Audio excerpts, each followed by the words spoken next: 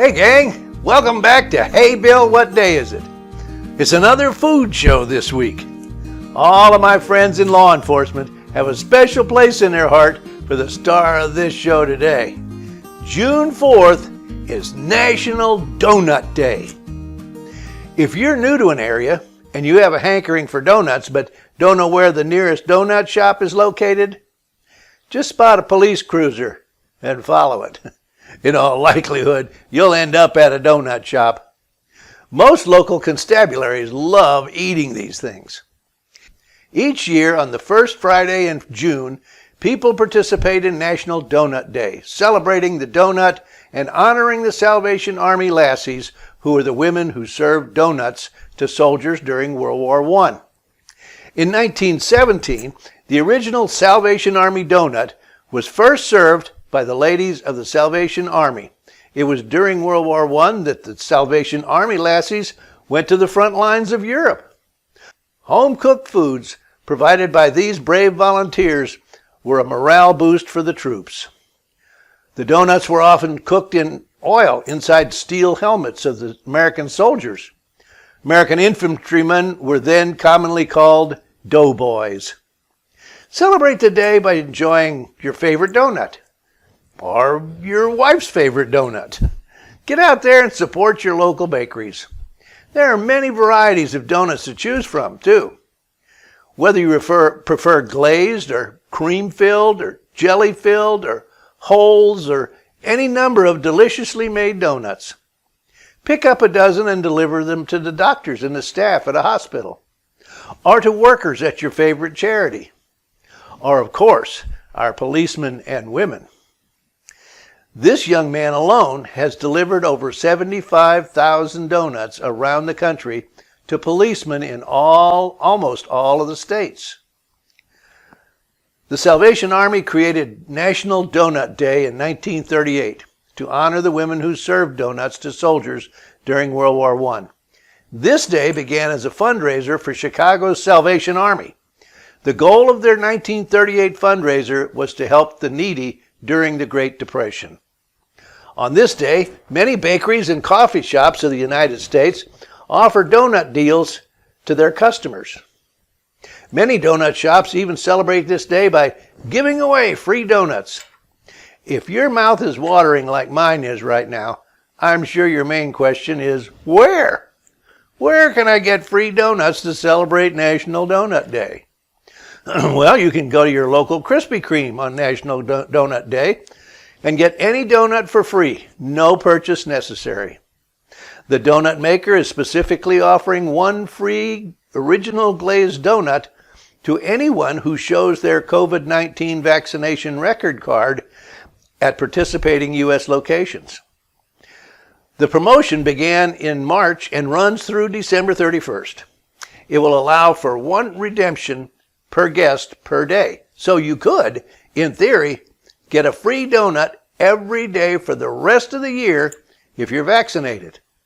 Krispy Kreme is also giving away a dozen donuts to members of the 2021 graduating class to try and make up for the crummy year they were dealt during this COVID-19 shutdown.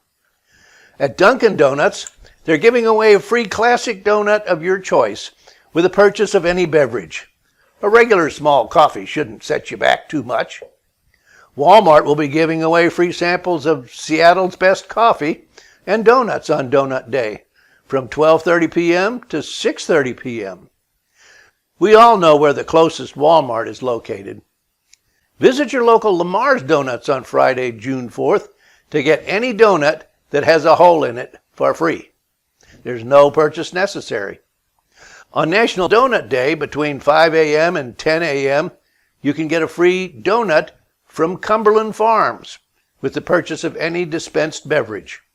You'll have your choice of jelly-filled, cocoa hazelnut-filled, cookies and cream, blueberry, or classic glazed donut.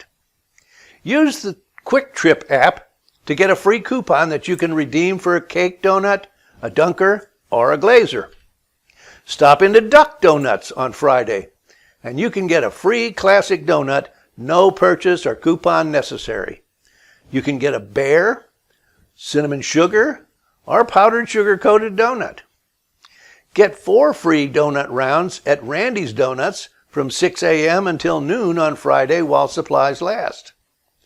The sweet dessert Berliner is a typical German cake that's often served during a carnival or New Year's Eve.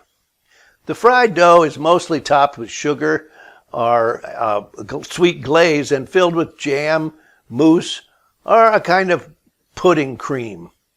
They're quite similar to an American donut, but they contain a sweet filling and their form is different. My wife and I were laughed at during our last trip to Germany for wanting Berliners for breakfast. Over there, they prefer them around midday.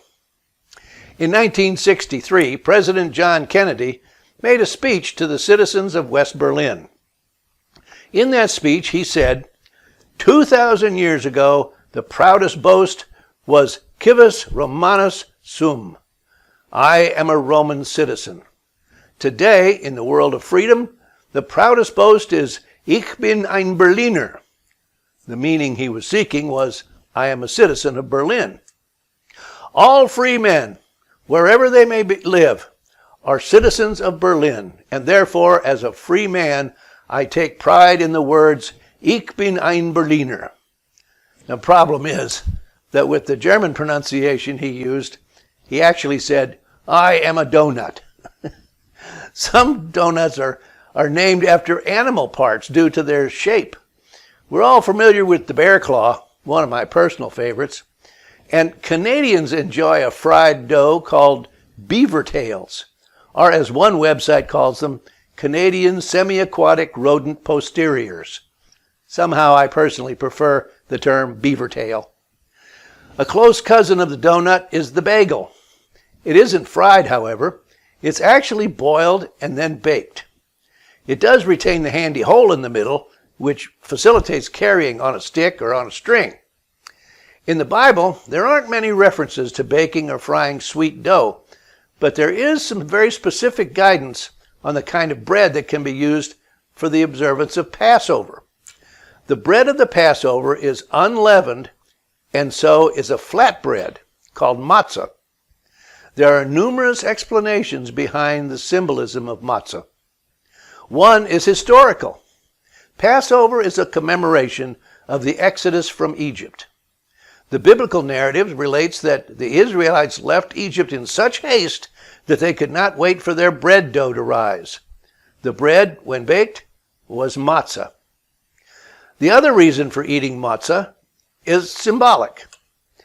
On the one hand, matzah symbolizes redemption and freedom, but it's also called lechem oni, poor man's bread. Thus it serves as a reminder to be humble and to not forget what life was like in servitude in Egypt. Also, leaven symbolizes corruption and pride, as leaven puffs up. Eating the bread of affliction is both a lesson in humility and an act that enhances the appreciation of freedom. Jesus broke bread with his disciples at the Last Supper in the upper room the night before his crucifixion. Since they were observing the Passover meal, it is very likely that what he broke was matzah. Many of us are familiar with that kind of bread since it's often served with grape juice for observing Christian communion, or Lord's Supper, as it is called in many denominations. Next time you go to a donut shop, take some time to think about how good we have it today, with nice, fluffy, leavened donuts. The Israelites had to eat matzah in the desert. I'm Bill Wasore, and this is Hey Bill, What Day Is It? So get out there and take a dozen donuts to your local police station and have a triumphant day.